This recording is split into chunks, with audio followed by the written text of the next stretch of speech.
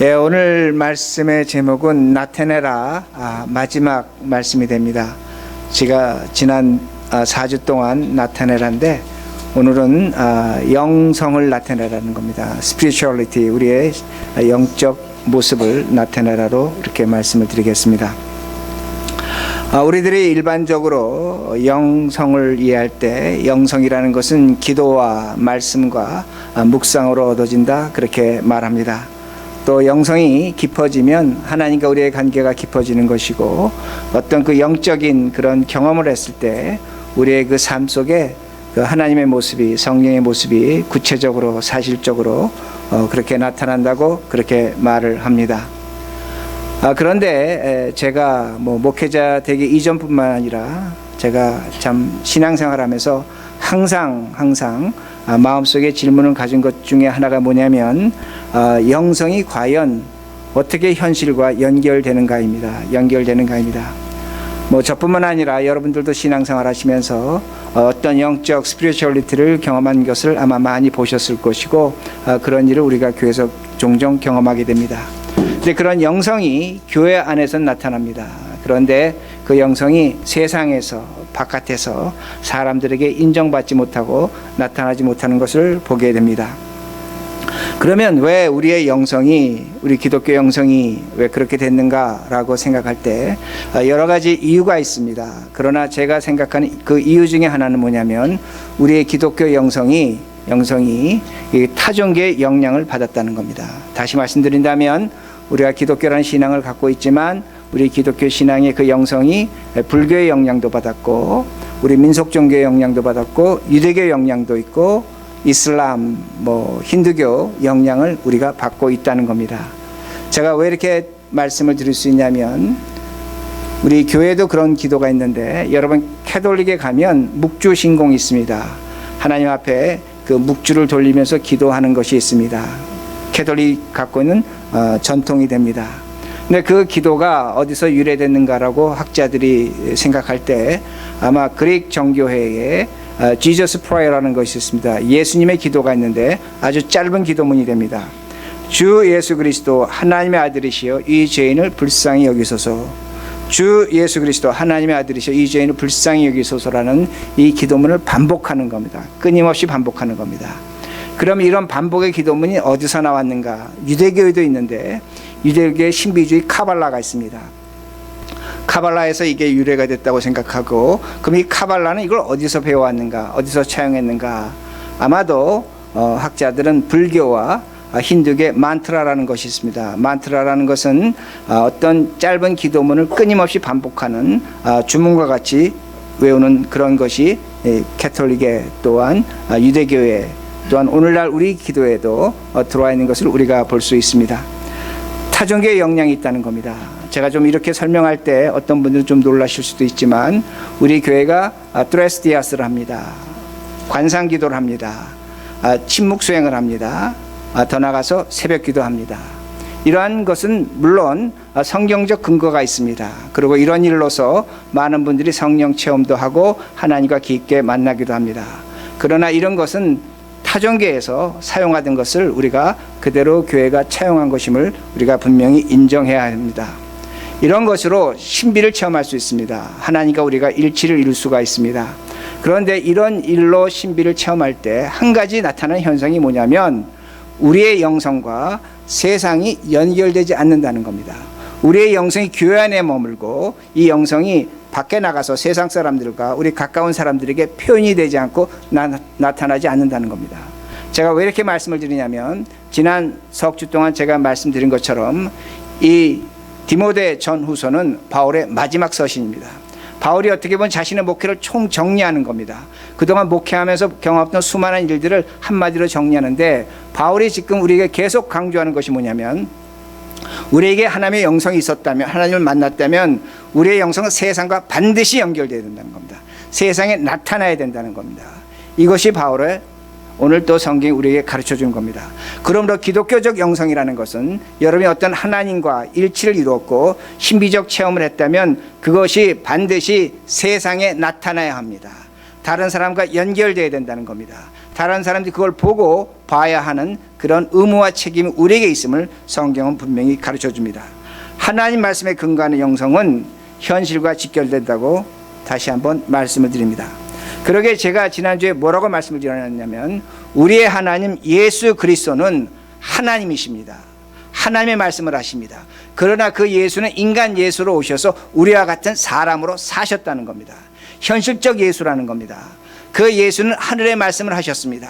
그러나 분명한 것은 그 예수는 우리와 같이 인간으로서 사람으로서 말을 하고 사셨다는 겁니다. 그러므로 우리가 하나님의 자녀로서 신앙생활하고 어떤 영적인 체험을 한다면 그것은 반드시 우리의 삶 속에서 우리의 현실 속에서 표현되어져야 된다는 말씀이 됩니다. 그러기에 제가 지난주에도 말씀드린 것처럼 우리가 하나님의 형상으로 창조됐다는 것은 이성이 있다는 겁니다. 감정이 있다는 겁니다. 이성과 감정이 있다는 것은 하나님의 형상이 주어진 하나의 우리의 선물이 되고 우리의 그 감정을 이성으로 절제하며 사는 것, 그것이 바로 영성이라고 말씀드렸고 그 영성을 로키코스라고 하는데 그 로키코스가 영어로 번역할 때 스피리추얼리티가 됩니다. 스피리추얼이 됩니다. 영적인 것이 됩니다. 그러나 그 로키코스가 동시에 한글로 번역될 때 영어로 번역될 때 합리적입니다. 이성적입니다. 리즈너블이라고 성경은 그렇게 번역하고 있다는 겁니다. 그러기에 우리의 신앙은 어떤 초월적 부분에도 있겠지만 그 초월적 부분이 우리의 현실적 삶에 나타나는 것이 영성이라는 것을 분명히 이해하셔야 됩니다. 우리가 영성을 잘못 이해하면 우리의 현실보다 성령에 의한 어떤 신비적 경험, 신비적 추구를 하게 됩니다. 그건 진정한 영성이 아니라는 겁니다. 성령 체험하는 것 같습니다. 그러나 진정한 영성이 아니라는 겁니다. 여러분이 진정한 성령이라는 것은 여러분의 이성과 지성과 합리성을 사용하면서 하나님과 교제하는 것입니다. 그러기에 제가 오늘도 예배의 말씀을 읽어드렸지만 하나님의 말씀을 계명을 따르는 자는 뭐라고 말씀합니까? 생각한다는 겁니다. 영어 성경은 이해한다고, understand 한다고 그렇게 말씀하고 있습니다. 그러니까 신앙은 생각하는 겁니다. 제가 왜 신앙이 생각한다는 것을 다시 한번 분명히 말씀드릴 겁니다. 그러기에 8절 보시기 바랍니다. 육체의 연단은 약간의 유익이 있으나 경건은 범사에 유익하니 금생과 내생의 약속이 있느니라. 육체의 연단은 약간의 유익이 있다는 겁니다. 그러기에 육체의 연단이라고 할 때 우리가 그냥 쉽게 생각하면 우리가 육체를 잘 연단하면 우리에게 약간의 유익이 있다, 뭐 건강해질 수 있다, 뭐 그런 식으로 우리가 해석을 할 수 있습니다. 그러나 그것은 바울 서신을 잘못 이해하는 겁니다. 여러분들이 바울 서신을 보실 때 바울은 몸과 육체를 구분합니다. 바울은 몸과 육체를 구분합니다. 예수 그리스도로 말미암아 구원받기 이전의 것을 바울은 육체라는 단어를 씁니다. 그리고 예수 그리스도로 말미암아 구원받은 이유를 바울은 설명할 때 몸이라는 단어를 구분해서 씁니다. 그러기에 육체라는 단어를 헬라어로 보면 사록수라는 단어인데 영어 번역은 flesh로 그렇게 번역을 했습니다. 그리고 몸은 헬라어로 소마라는 단어를 썼는데 body로 그렇게 번역을 했다는 겁니다. 그러기에 여러분이 오늘 한글 성경을 보시면 육체 연단 이렇게 했는데 여러분 영어 성경을 보시면 bodily discipline으로 번역했습니다. body를 디스플린하는 겁니다. 그러면 이것은 바울의 입장에서 뭡니까? 구원받은 몸의 디스플린이라는 겁니다. 구원받은 사람의 디스플린이라는 겁니다. 그러니까 몸과 육체를 바울은 구분합니다. 여러분 바울은 육체를 뭐라고 얘기냐면 짐승과 사람은 육체를 갖고 있다고 그렇게 표현합니다. 욕심으로 육체의 일을 도모하지 말라 그렇게 말합니다. 육의 사람은 날마다 후패한다고 그렇게 말합니다. 그리고 바울 자신이 육신이 약하기에 사단의 가시가 자신에게 있다고 그렇게 성경을 쓰고 있습니다. 그러나 몸은 다른 겁니다. 몸은 예수 그리스도로 말미암아 구원받은 그 상태를 말하기 때문에 마지막 때에 우리 몸에 하나님의 영광이 있다고 그렇게 말합니다. 더 나아가서 우리의 몸은 하나님의 성전이라고 그렇게 표현하고 있다는 겁니다. 우리 몸은 하나님이 기뻐하신 산 제물로 드릴 수 있다고 그렇게 표현합니다.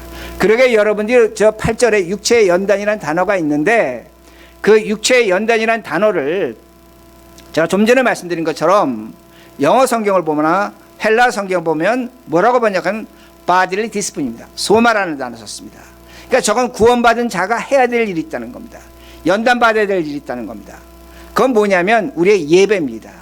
기도입니다. 드레스데아스와 같은 겁니다. 관상기도입니다. 경건의 훈련입니다. 묵상의 그 침묵의 기도라는 겁니다. 그런 것이 필요하다는 겁니다. 그런 것으로 우리가 영적으로 성장할 수 있다는 겁니다. 그러나 성경은 뭐라고 말씀하냐면 그것이 약간의 유익이 있다고 말씀합니다. 약간의 유익이 있다고 말씀합니다. 육체의 연단은, 즉 몸의 연단은 약간의 유익이 있다고 그렇게 말씀합니다. 그런데 8절 후반절에 뭐라고 말씀하냐면 경건은 범사에 유익하니 금생과 내성에 약속이 있느냐라고 말씀합니다. 제가 경건은 지난주에도 설명드렸습니다. 경건은 제가 파이어티즘이라는 단어를 우리 교회에서 썼는데 우리 성경을 보면 그 단어를 쓰지 않고 파이어티를 쓰지 않고 가들로 번역한다고 그렇게 말씀드렸습니다. 과거의 경건은 뭐였습니까? 사람들이 하나님 말씀대로 살겠다고 하면서 세상의 지식과 교육과 제도와 법을 무시했습니다. 제가 이미 설명을 드렸습니다. 그러기에 그 세상의 어떤 그런 제도와 법을 죄악시 여기고 떠나간 그 상태, 그리고 하나님 말씀대로만 살겠다고 경건하게 살겠다고 하는 그 무리를 경건주의라고 그렇게 제가 말씀을 드렸습니다. 그러나 성경의 경건은 가들입니다. 모든 것이 하나님의 것이라는 겁니다. 그러기에 제가 지난번에도 말씀드린 것처럼 우리에게 하나님의 일반적 은혜가 있는 겁니다. 일반적 은혜라는 것은 이 세상의 법과 제도와 질서입니다. 군대입니다. 우리를 지켜주는 것들입니다. 저 세상의 공기와 나무와 숲과 벌들입니다. 여러분, 벌이 없으면 인류는 망한다고 합니다. 공기가 없으면 여기 있는 사람들, 우리들 모두가 죽습니다. 하나님의 일반적 은혜가 있다는 겁니다. 그리고 하나님의 특별한 은혜가 있습니다. 예수 그리스도로 말미암아 구원받은 우리가 하나님의 특별한 은혜를 받았다고 성경은 말씀하고 있습니다. 그러기에 우리에게 두 가지 은혜가 있는 겁니다. 하나님의 일반적 은혜가 우리의 생명을, 우리의 삶을 유지해주고 하나님의 특별한 은혜로 말미암아 우리의 영혼이 구원받았다는 겁니다. 이 두 가지를 가들이 똑같이 여기라는 겁니다. 균형 있게 사용하라는 겁니다. 어느 하나만 집중하고 다른 하나를 약하게 여기는 것, 제가 여러 차례 말씀드렸지만 그건 이단적 사고방식입니다. 오늘날 우리 교회의 영성은 뭐냐면 한쪽에 치우쳤습니다. 하나님의 신비한 것과 거룩한 것에 치우쳤습니다. 오늘 우리가 이 세상에서 경건하게 살아가야 될 그 모습을 우리는 무시하고 있다는 겁니다. 교회에서는 영적인 것이 나타나는데 세상에 가면, 집에 가면, 가정에 가면 영적인 것이 나타나지 않다는 겁니다. 오늘날 우리가 반대로 생각하고 있다는 겁니다. 다시 말씀드립니다. 우리 육체의 연단, 몸의 연단으로 기도와 예배로 여러분이 어떤 그 특별한 행사로 관상기도로 어떤 금식으로 무건수행으로 구원받을 수 있다고 생각하시면 안 됩니다. 여러분 이미 예수 그리스도로 말미암아 구원받은 자들입니다. 구원받은 자들이 그 몸을, 그 신앙을 건강하게 하는 것 중에 하나가 바로 이런 것이라는 겁니다. 그런데 성경이 오늘 우리에게 요구하는 것은 뭐냐면 너희들이 정말로 구원받았다면 세상에 나가서 경건하게 살라는 겁니다. 하나님의 모든 것을 하나님의 은혜로 받아들이라고 그렇게 말씀합니다. 그러기에 8절에 뭐라고 말씀합니까? 경건은 금생과 내생, 오늘 이 땅의 삶과 미래에 주어질 하늘나라에 약속이 있다고 그렇게 말씀하는 겁니다. 그러므로 우리가 이 세상에서 경건하게 사는 것이 얼마나 중요한가를 성경은 분명히 가르쳐 줍니다. 그런데 오늘날 교회들이, 우리들이 그렇게 살지를 못합니다. 교회 안에서는 신앙이 있는데 교회 밖에 나가면 그 신앙을 보여주지 못한다는 겁니다. 그러게 나타나는 현상이 있다는 겁니다. 여러분 2014년에 미국인 중에 36%가 교회 출석을 했습니다. 그리고 5년 후에 2019년에 미국인의 20%가 교회를 출석합니다. 그러니까 약 16%가 지난 6년 사이에 교회 출석이 줄어들어 버린 겁니다. 여러분 영국은 1980년대에 12%가 교회 출석을 했습니다. 근데 지금은 영국은 5% 이하입니다. 유럽도 마찬가지입니다. 유럽도 교회 출석하는 인구가 전체 인구의 5% 이하라고 그렇게 말합니다. 굉장히 교회 나가는 출석이 줄었다는 겁니다. 그런데 여러분 놀라운 일이 벌어지고 있습니다. 여러분 미국의 갤럽이 조사한 건데 아무나 붙잡고 물은 겁니다. 무작위로 축출한 겁니다. 그리고 묻기를 뭐라고 물으면 당신은 신의 존재를 믿습니까? 신비한 체험을 하셨습니까? 라고 질문했습니다. 1962년에는 그 비율이 22%였습니다. 1994년에 33%였고 2009년에 지금부터 10년 전에는 49%였습니다. 지금은 훨씬 더 높을 겁니다. 많은 사람들이 교회는 나가지 않습니다. 그런데 뭐라고 얘기하면 나는 신의 존재를 믿습니다. 더 나아가서 나는 일상 삶에서 신비를 신적 경험을 체험했다고 그렇게 고백하고 있다는 겁니다. 이게 왜 이런 일이 나타나고 있는 겁니다. 제가 좀 전에 말씀드린 교회 나가는 비율은 줄어들고 있습니다. 그런데 신비적 체험하는 사람 늘어나고 있다는 겁니다. 여러분 맨하탄이나 세계 큰 도시에 가면 Sunday Assembly라는 모임이 있습니다. Sunday Assembly입니다. 주일날 사람들이 교회 가는 것처럼 다 모입니다. 찬송합니다. 기도합니다. 예배드립니다. 금식합니다. 그들도 트레스디아스 합니다. 관상 기도합니다. 묵상합니다. 명상합니다. 그런데 하나님은 없습니다. 거기에 하나님은 없음에도 불구하고 신비적 체험을 하고 있다는 겁니다. 영적 체험을 하고 있다는 겁니다. 과연 그것이 어떤 영인가 우리가 깊이 생각해 봐야 됩니다. 여러분들 죄송하지만 그런데 여러분 조금만 관심 가지면 명상하는 사람들이 있습니다. 메디테이션 하는 사람들이 있습니다. 명상하는 사람들이 병이 치유가 됩니다. 명상을 통해서 암이 낫습니다. 고질병이 낫습니다. 정신병이 낫습니다. 왜 그런가? 메디테이션은 그 단어 자체가 메디시라는 단어가 나왔습니다. 치유한다는 겁니다. 여러분 하나님 없이도 기적이 있다는 것을 우리는 분명히 보여줍니다. 그러면 그 기적은 과연 어떤 기적인가 생각하시라는 겁니다. 그러면 우리는 과연 신앙생활을 어떻게 해야 되는가? 왜 바울이 디모데 전후서를 쓰면서 너의 신앙을 세상에 나타나라고 그렇게 얘기하고 있는가 합니다. 무엇 때문에 그렇게 얘기하고 있는가 합니다. 오늘날 교회는 육체의 경건, 바딜리 디스플린은 아주 강합니다. 몸의 경건은 강합니다. 예배드리고 찬송하고 우리끼리 모여서 어떤 영적 체험하고 하나님의 살아계심을 믿고 살아갑니다. 그런데 이것이 세상에 나타나지 않는다는 겁니다. 경건이 발달되지 않다는 겁니다. 그러면 어떤 일이 일어난다고 성경을 우리가 해석할 수 있냐면 금생과 내생의 약속을 믿지 못하는 것으로 그렇게 해석할 수 있습니다. 이건 제가 경험한 겁니다. 제가 종종 다른 교회 교인들도 상담하는데 참 이상한 건 뭐냐면 신비한 체험에서 강조하는 곳을 신앙생활 하신 분들, 신비한 체험을 강조하는 곳을 신앙생활 하신 분들, 또한 신비한 것을 체험한 분들이 놀랍게도 구원의 확신이 없습니다. 정말로 하나님을 뜨겁게 만나고 성령 체험하고 정말로 그때는 하나님의 살아계심을 뼈저리게 느꼈는데 신앙생활하면서 그 믿음이 사라지는 겁니다. 과연 내가 하나님 믿는가 의심하고 있다는 겁니다. 여러분 그런 분들의 공통점이 있습니다. 그런 분들의 공통점은 가정이 파괴됩니다. 인간관계가 파괴됩니다. 직장을 관둡니다. 현실을 도피합니다. 그런 분들의 특징은 뭐냐면 신앙생활을 한때는 뜨겁게 했는데 그 결과로 인해서 현실에서 세상에서 인간관계가 파괴된다는 겁니다. 여러분 올바른 영성은 참된 영성은 하나님의 영성은 우리 현실에 나타나야 하는 겁니다. 나타나야 하는 겁니다. 교회 안에 머물지 않는다는 그 말씀입니다. 어떻게 우리가 이걸 나타낼 것인가입니다. 6절을 보시기 바랍니다. 6절 내가 이것으로 형제를 깨우치면 그리스도 예수의 좋은 일꾼이 되어 믿음의 말씀과 내가 따르는 좋은 교훈으로 양육을 받으리라. 여기서 지금 깨우친다는 단어가 나오는데 다른 사람들이 우리를 보고 기억나는 게 있다는 겁니다. 그게 깨우친다는 겁니다. 무엇을 말씀하는가 하면 다른 사람들이 우리를 보고 예수를 기억나도록 만들 때 너희들이 예수 그리스도의 일꾼이라는 겁니다. 하나님의 사람이라는 겁니다. 다시 말씀드립니다. 사람들이 여러분의 자녀들이 여러분의 누군가가 여러분의 모습을 보고 예수 그리스도를 발견해야 된다는 겁니다. 사람과 연결되어야 된다는 겁니다. 그걸 신앙이 말씀합니다. 그걸 말씀하고 있는 겁니다. 제가 이렇게 설명합니다. 어떻게 신앙을 나타낼 것인가? 여러분들 제가 지금 말을 합니다. 말을 하는데 제가 숨을 쉬며 말을 하니까 숨을 쉬지 않으며 말을 합니까? 숨을 쉬며 말을 해야 됩니다. 근데 숨이란 단어가 헬라어로 푸니마라는 단어인데 이 푸니마라는 단어가 성경에 보면 성령으로 영어로 번역이 됩니다. 자, 하나님이 말씀하십니다. 하나님이 말씀하시면 하나님의 말씀이 뭐가 같이 오는 겁니까? 하나님의 호흡이 같이 오는 겁니다. 성령이 같이 오는 겁니다.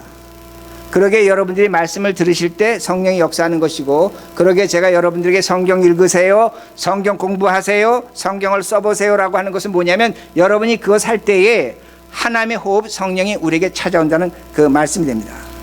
자, 그런데 성령이 찾아오시면 여러 가지 역사가 있는데 그 중에 하나가 뭐냐면 감사입니다. 감사합니다. 땡스입니다. 땡스입니다. 근데 이 감사라는 단어는 어느 단어에서 나왔냐면 think라는 단어에서 나왔습니다. 생각한다는 겁니다. 자, 우리에게 진정한 성령이 하나님의 성령이 임하면 여러분 다시 한번 생각하게 됩니다. 그러게 생각이 굉장히 중요한 겁니다. 생각은 영적인 겁니다. 올바른 생각은 영적인 겁니다. 다시 한번 생각하고 생각한 다음에 그것이 감사로 발전한다는 말씀입니다. think에서 감사가 나왔다는 겁니다. 여러분, 감사가 없는 사람의 특징은 모든 것을 뭘로 해석하냐면 돈으로 해석합니다. 자, 오늘 이 시대의 하나의 질병인데 우리가 식당에 가면 어떻게 합니까? 돈을 주고 음식을 사 먹습니다. 돈을 주고 음식을 사 먹기 때문에 그 음식이 맛이 있어야 됩니다. 그 음식이 맛이 없으면 우리는 불평합니다. 그곳의 식당에서 우리가 돈을 내고 팁을 줬는데 서비스가 좋지 않으면 두 번 다시 가지 않겠다고 그렇게 말합니다. 너무나 당연한 겁니다. 너무나 당연한 겁니다. 여러분, 우리들이 물건을 삽니다. 돈 주고 물건을 사는데 그 물건의 값어치에 맞게 물건을 사면 우리는 물건 잘 샀다고 얘기합니다. 그런데 그 가치와 돈과 물건의 값어치가 훨씬 더 못하다면 우리는 그 물건 산 것에 대해서 원망합니다. 속였다고 그렇게 말합니다. 자, 제가 왜 이렇게 말씀드리냐면 우린 돈을 지불하는 이 시대에 살아가고 있기 때문에, 자본주의라는 시대에 살아가고 있기 때문에 감사할 이유가 전혀 없습니다. 전혀 없습니다. 그러게 오늘날 현대인들에게 감사가 사라진 겁니다. 우리가 오늘 돈으로 이러한 태도를 갖고 있다면 우리들이 드리는 하나님께 예배와 기도와 어떤 그 모든 그 우리 영적 훈련이 헛된 것이 됩니다. 왜냐하면 돈으로 모든 걸 환산하고 있기 때문에. 예배는 열심히 드립니다. 기도는 열심히 했습니다. 그런데 우리의 생각과 판단력이 돈으로 환산된다면 아무런 의미가 없다는 겁니다. 여러분들이, 우리들이 정말로 하나님께 예배를 드렸다면 우리는 생각하게 되는 겁니다. 뭘 생각하게 되느냐? 하나님이 나에게 지금 주신 그 자체를 생각하게 됩니다. 그리고 우리는 감사하게 되고 그 감사로 말미암아 우리가 드린 예배와 기도와 찬양과 그 모든 경건이, 모든 삶이 하나님의 영광 받으실 만한 것이 됩니다. 자, 다시 제가 이렇게 설명합니다. 우리가 먹는 음식에는, 사 먹는 음식에는 하나님의 일반적 은총이 있습니다. 이것이 영성이라는 겁니다.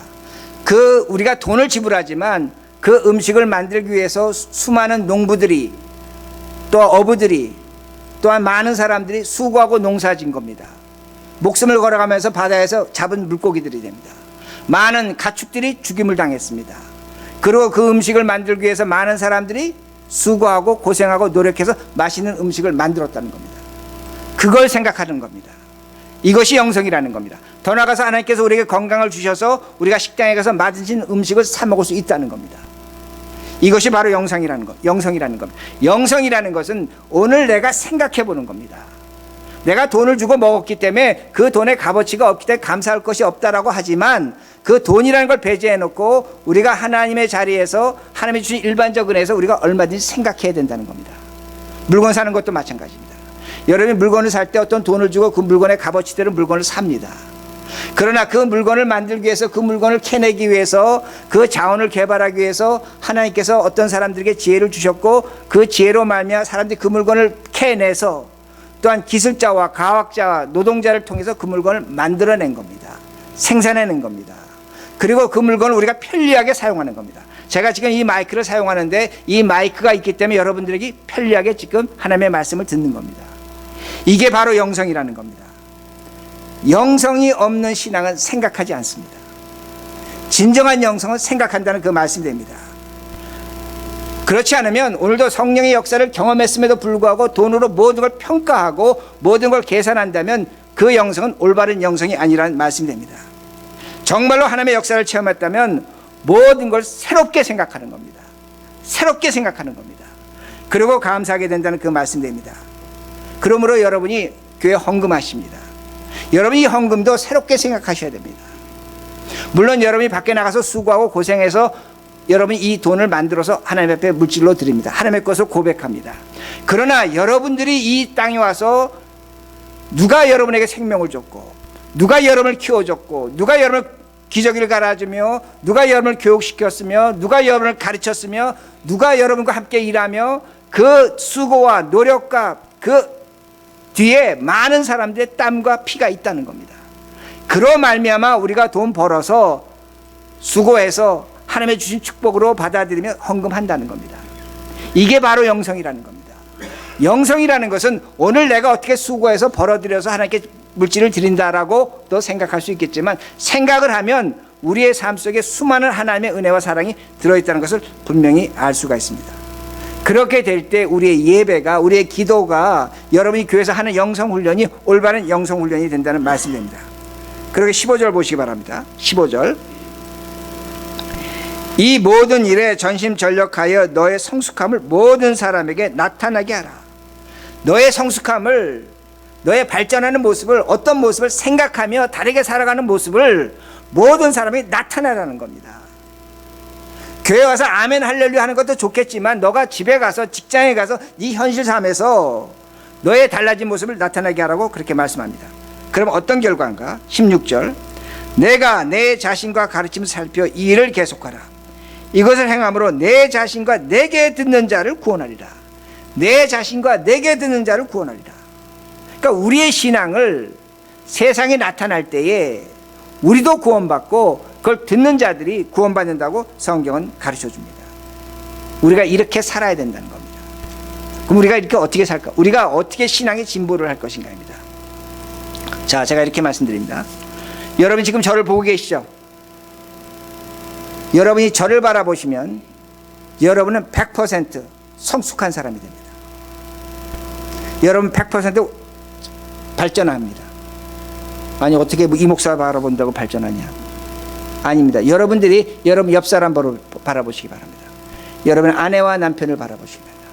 자식을 한번 좀 바라보세요. 그러면 여러분들 정말로 100% 성숙합니다.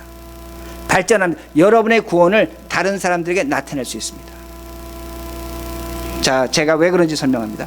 여러분 지금 이 위에 벽 보시면 에그쉘 컬러로 깨끗하고 아름답습니까? 아름답지 않습니까? 깨끗하죠? 정말로 깨끗해 보이죠? 그래, 멀리서 봐서 그래요. 여러분 가까이 와서 보시면 여기 지금 페인트 3가지 색깔 칠했습니다. 그리고 제가 지난주에도 여기 물이 새갖고 공사하고 페인트 또 칠했어요. 가까이 와서 보시면 형편없습니다. 무슨 말씀인지 아세요? 여러분들이 사람을 가까이서 보느냐 멀리서 보느냐입니다. 여러분이 정말로 여러분의 신앙이 진보하는 조건은 사람을 멀리서 바라보셔야 됩니다. 멀리서 바라보면 사랑이 나타납니다. 근데 사람을 가까이서 바라보면 결점이 나타납니다. 허점이 나타납니다. 그야말로 죽인 일가입니다. 위선자입니다. 여러분 제가 교회에서 공부하다가 돋보기를 쓰고 화장실을 모르고 갈 때가 있습니다. 제가 깜짝 놀랍니다. 제 얼굴에 점하고 뭐 온갖 것이 다 보여요. 평상시엔 안 보여요. 근데 제가 돋보기로 가까이 보면 그렇다는 겁니다. 여러분 사람을 현미경으로 들여다보시기 바랍니다. 여러분의 손바닥을 현미경으로 들여다보시기 바랍니다. 수많은 병균들이 우글우글 거리고 있는 겁니다. 그러나 멀리서 보면 안 보인다는 말씀이 됩니다. 이건 예수님도 마찬가지입니다. 여러분 예수님이 이 땅에 계실 때에 누구에게 핍박받고 누구에게 배척당했습니까? 가족들입니다. 동네 사람들입니다. 왜? 가까이서 예수를 봤기 때문에 하나님이지만 예수님이지만 그들은 예수를 절벽에 끌고 올라가서 밀어들어서 죽이려고 했습니다. 가까이서 봤기 때문입니다. 그러게 예수님이 발에 먼지를 떨고 동네를 떠나십니다. 여러분 예수를 믿고 따른 자들은 누굽니까? 예수를 멀리서 본 자들입니다. 멀리서 본 자들입니다. 그들에게 구원이 나타난다는 겁니다.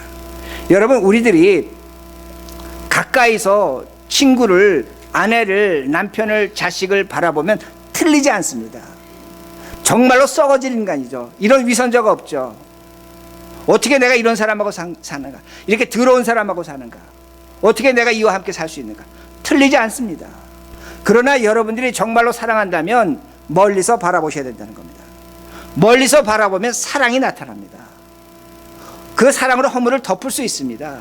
얼마든지 이해할 수 있고 약점과 잘못이 보이지 않는다는 것. 여기 똑같다는 겁니다. 똑같다는 겁니다. 우리가 멀리서 바라보면 여러분 사랑이 나타나면 어떠한 일도 쉽게 할 수 있습니다. 근데 문제는 뭐냐면 내가 저 사람을 알겠다고 코앞에 가서 바라봅니다. 그 약점과 허점이 다 보이는 겁니다. 제가 여기 젊은 분들에게 말씀드리는데, 오늘도 제가 그 전도사님하고 잠깐 얘기를 했는데, 오늘날 부모들의 가장 큰 잘못이라고 해서 죄송하지만 열심히 키우려고 하지만 뭔 줄 아십니까? 자식을 현미경 들여다 놓고 보고 있는 겁니다. 자식들이 자유가 없어요. 너무나 가까이 보고 있는 거예요. 왜? 사랑한다는 이유로 가까이 보다 보니까 그 자식하고 자신을 일체시켜요. 혼란스러워요. 저 자식이 잘못하는 것이 내가 잘못하는 것이고, 저 자식이 잘하는 것이 내가 잘하는 것을 착각하고 있다는 겁니다. 여러분, 그것이 문제입니다. 사람은 멀리서 놓고 보셔야 됩니다. 멀리서 놓고 보면, 여러분 자식이건 남편이건 아내건 놓고 보면 여러분 사랑할 수 있습니다. 이해할 수 있습니다. 믿어줄 수 있고 기대해줄 수 있고, 그리고 소망을 가질 수 있는 겁니다. 문제는 뭐냐면 너무나 가까이 보는 겁니다. 여러분 자신도 마찬가지예요. 여러분 자신을 가까이 보시면 여러분이 어떻게 견디겠습니까? 우리 자신도 때로는 멀리 놓고 볼 줄 알아야 된다는 겁니다. 그러니까 오늘도 우리가 하나님의 말씀대로 살아갈 때 영성이라는 게 뭔가입니다. 영성이라는 것은 놓고 보는 겁니다. 멀리서 보는 겁니다. 그럴 때 우리는 신앙생활 할 수 있는 겁니다. 그러기에 오늘 우리가 이제 이 신앙을, 여러분이 정말로 영적 체험을 뭘로 나타낼 것인가? 방언하고 예언하고 환상 보고 신비했기 때문에 영적이다, 영성이다 라고 해서는 안 됩니다. 그럴 때가 있었습니다. 그러나 우리는 2020년에 살아계신 하나님 믿고 살아가는 영성입니다. 여러분의 신앙을 밖에 나가서 믿지 않는 사람들에게, 여러분 주변의 친구들에게, 자식들에게, 아내들에게, 남편들에게 여러분 멀리서 바라보시기 바랍니다. 기다려주시고 이해해주시고 참아주시기 바랍니다. 그리고 여러분에게 주어진 그 모든 것을 다시 한번 생각해 보시기 바랍니다. 다시 한번 생각해 보시기 바랍니다. 그러면 거기에 감사가 나타날 겁니다. 기쁨이 나타날 겁니다. 이런 신앙으로 살아가시는 우리 모두가 되기를 간절히 바랍니다.